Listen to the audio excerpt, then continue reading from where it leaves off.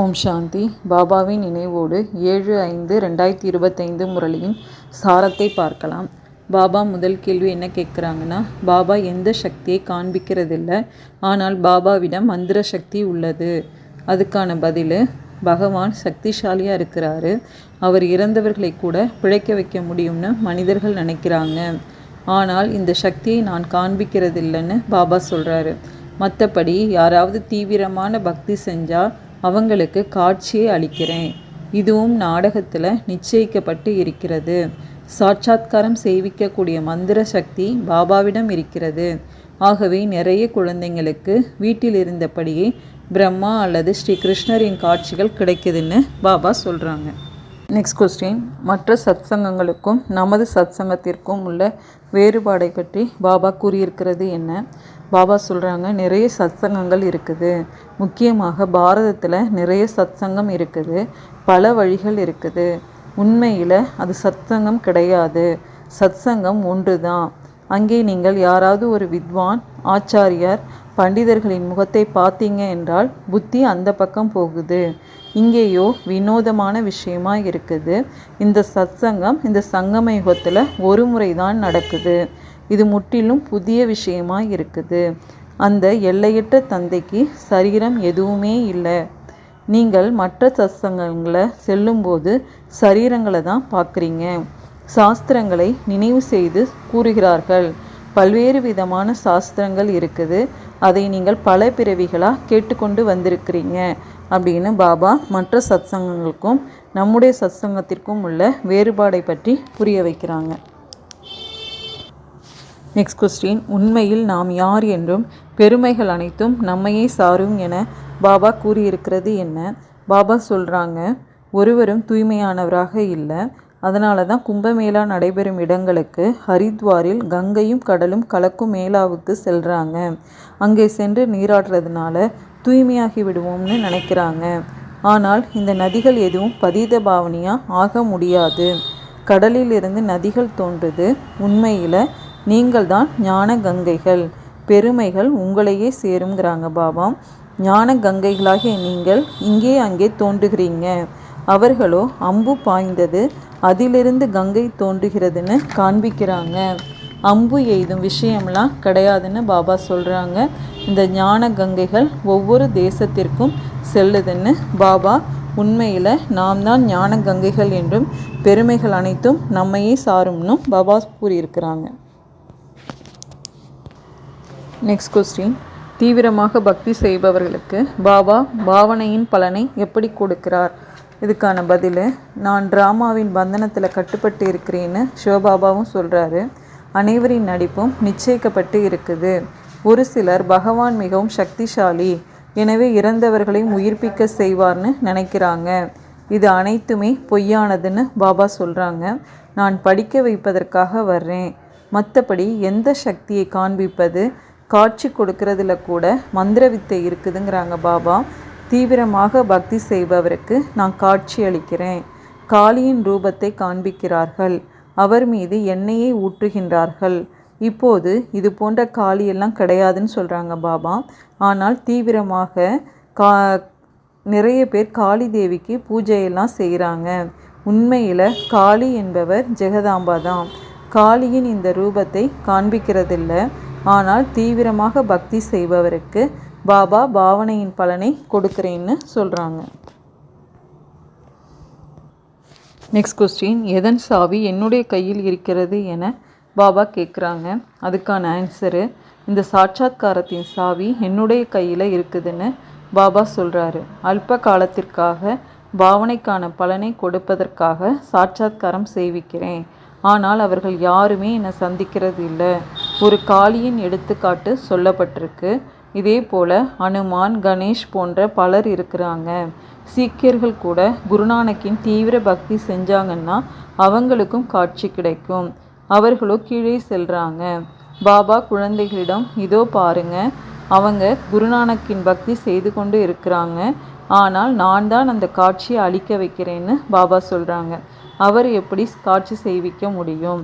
அவரிடம் காட்சி செய்விக்க சாவி இல்லைன்னு பாபா குருநானக் பற்றி சொல்கிறாங்க.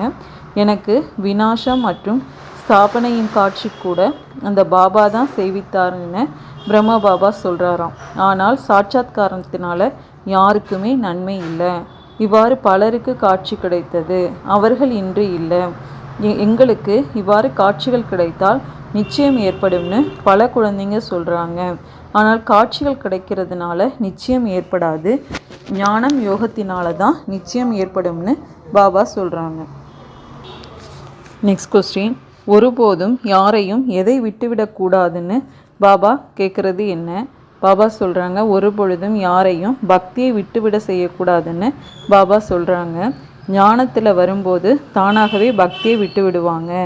பாபா கூட நாராயணனுடைய பக்தராக இருந்தார்.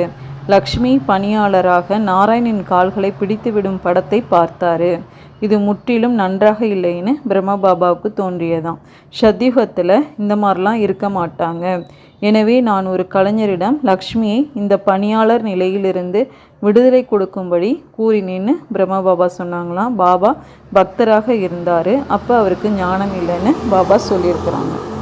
நெக்ஸ்ட் கொஸ்டின், பாபா எதை எதை புரிய வைப்பதாக கூறுகின்றார்? அதுக்கான பதில், மரம் மற்றும் விதையை புரிந்து கொள்ள வேண்டும்னு பாபா சொல்கிறாங்க. நீங்கள் அந்த நிராகார மரத்திலிருந்து சாகார மரத்திற்கு வந்திருக்கிறீங்க. பாபா சாட்சாத்காரத்தின் ரகசியத்தை கூட புரிய வைக்கிறாரு. மரத்தின் ரகசியத்தையும் புரிய வைத்திருக்கிறாரு. கர்மம் அகர்மம் விகர்மத்தின் விளைவுகளையும் பாபா புரிய வைத்திருக்கிறேன்னு சொல்கிறாங்க. நெக்ஸ்ட் கொஸ்டின், இப்பொழுது நம்முடைய தொடர்பு எதிலிருந்து துண்டிக்கப்பட்டு விட்டதாக பாபா கூறுகின்றார்? பாபா சொல்கிறாங்க, கடைசி நினைவிற்கு ஏற்ப நிலை கிடைக்கும்னு இங்கேயும் பாபா சொல்கிறாரு. மனிதர்கள் இறக்கும் பொழுது ராம் ராம்னு சொல்கிறாங்க. அப்போது புத்தி அந்த பக்கம் சென்று விடுது.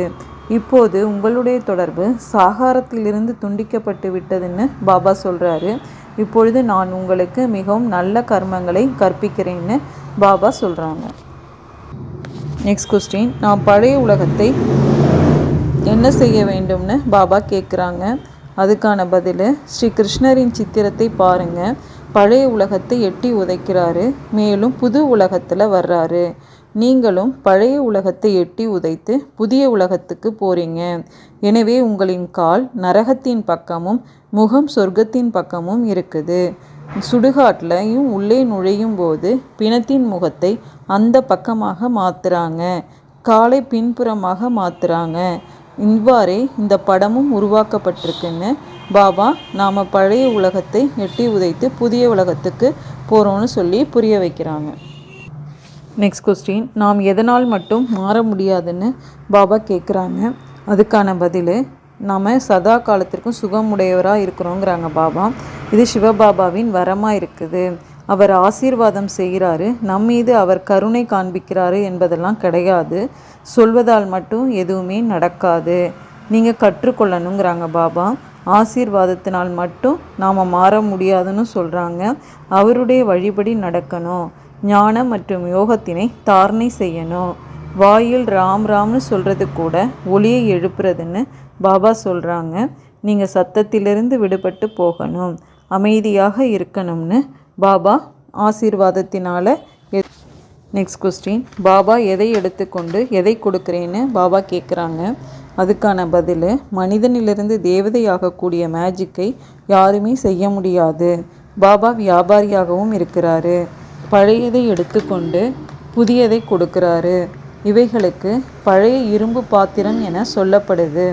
இவைகளுக்கு எந்த மதிப்புமே இல்லை. இன்று பாருங்க, செம்பு பைசா கூட இல்லை. அங்கேயோ தங்க நாணயங்கள் கிடைக்குங்கிறாங்க பாபா. அதிசயமாக இருக்குது இல்லையா? எப்படி இருந்தது எப்படி ஆயிடுச்சுன்னு பாபா சொல்கிறாங்க. நெக்ஸ்ட் கொஸ்டின், மனிதர்கள் நம்முடைய எந்த புதிய விஷயத்தை கேட்டு அதிசயப்படுறாங்கன்னு பாபா சொல்கிறாங்க. அதுக்கான பதில், பாபா சொல்கிறாங்க, மனிதர்கள் உங்களின் புது விஷயங்களை கேட்டு அதிசயப்படுறாங்க. கணவன் மனைவி இருவருமே ஒன்றாக இருந்து எப்படி தூய்மையாக இருக்க முடியும்னு கேட்குறாங்க.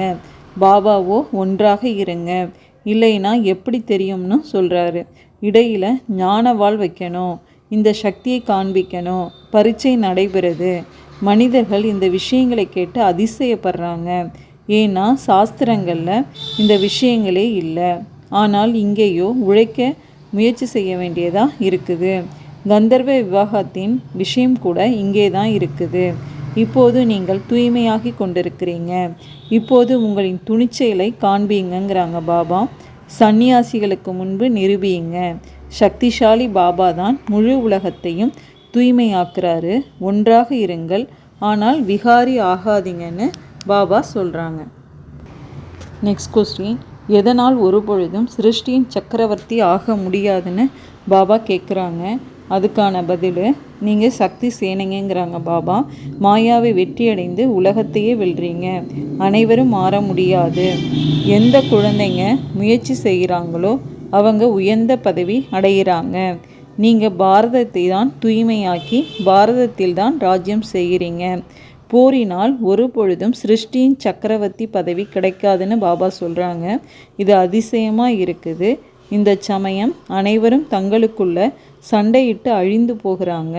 பாரதத்திற்கு வெண்ணெய் கிடைக்குது. கொடுக்க வைப்பவர்கள் பெண்கள்.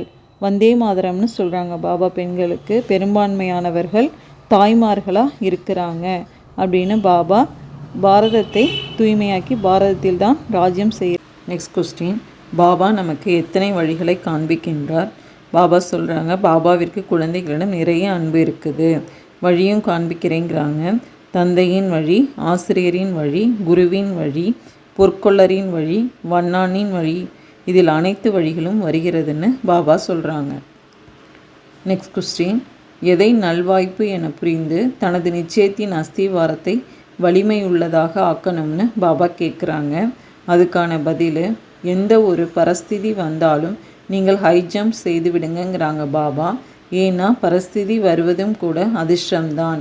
இது நிச்சயத்தின் அஸ்திவாரத்தை வலிமையுள்ளதாக ஆக்குவதற்கான சாதனமாக இருக்குது. எப்போது நீங்கள் ஒரு தடவை அங்கதனுக்கு சமமாக வலிமை உள்ளதாக ஆகிவிடுகிறீர்களோ அப்போது இந்த பேப்பர்களும் நமஸ்காரம் செய்யும். முதலில் பயங்கர ரூபத்தில் வரும், பிறகு தாசி ஆகிவிடும். சவால் விடுங்க, நாங்கள் மகாவீர்.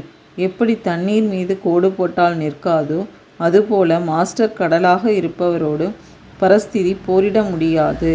சுயஸ்திதியில் இருப்பதன் மூலம் ஆடாதவர் அசையாதவராக ஆகிவிடுவீர்கள்னு பாபா சொல்கிறாங்க. நெக்ஸ்ட்டு, எதற்கு விடை கொடுக்க வேண்டும்னு பாபா கேட்குறாங்க. அதுக்கான பதில், பழைய வருடத்திற்கு விடை கொடுப்பதோடு கூடவே கடுமை தன்மைக்கும் விடை கொடுக்கணும்னு பாபா சொல்கிறாங்க. நெக்ஸ்ட்டு, எப்பொழுது பவித்ரதாவின் குடைநிழல் தானாகவே இருக்கும்னு பாபா கேட்குறாங்க.